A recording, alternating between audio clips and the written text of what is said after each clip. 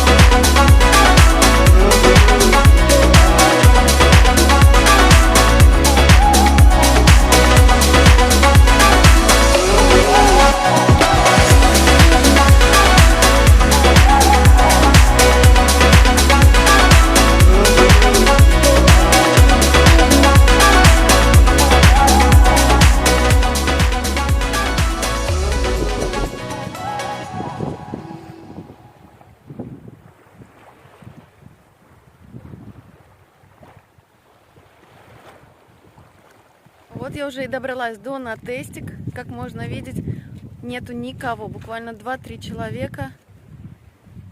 И абсолютно пусто. Я обычно не купаюсь вот на этом пляже, потому что здесь сразу же глубоко. Вход в море идет вот по таким вот лестницам. Я люблю ходить дальше на дикий пляж. И вот там вот вдалеке можно видеть кромку. Это уже сам дикий пляж возле заброшенного отеля. А вот там наверху на холме стоит сам отель. Он заброшен уже больше 20 лет. Ну и можно видеть, что пляж абсолютно пустой. Как я уже сказала, этот пляж дикий, так как он находится возле заброшенного отеля. И как такового пляжа здесь не осталось. Весь песок уже смыло морем. Остались камни, вокруг куча тины, но зато здесь очень хороший вход в море и абсолютный песочек. И за счет того, что вот эта часть пляжа, она находится как бы в лагуне, здесь всегда теплая вода. У турков, как таковой, пляжный летний сезон уже закончился. В Турции уже открыли школы, университеты, и очень многие вернулись с отпуска и отдыха домой. Поэтому ни одного турка здесь нет, а иностранные туристы просто не знают о таких местах. Поэтому вот такие вот заброшенные пляжи. Ты можешь прийти, отдохнуть и почувствовать себя на необитаемом острове. И это круто, потому что я абсолютно одна на этом пляже. Как я сказала, вход в море здесь идет пологий, абсолютный песок, вода прозрачнейшая.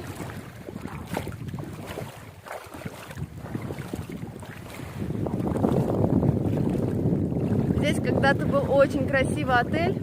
Но, как я сказала, уже больше 20 лет, я даже не знаю точно сколько, он заброшен. Один раз пытались в этот отель заброшенный, но не получилось, потому что там все обнесено колючей проволокой и ходит охрана.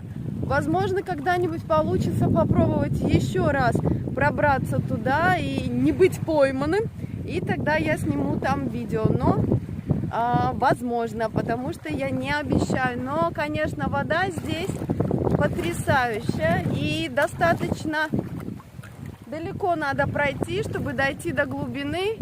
Здесь, конечно, не очень чисто, как я говорила, заброшено, все в тени. Но все равно море и этот белоснежный песок под ногами, это круто.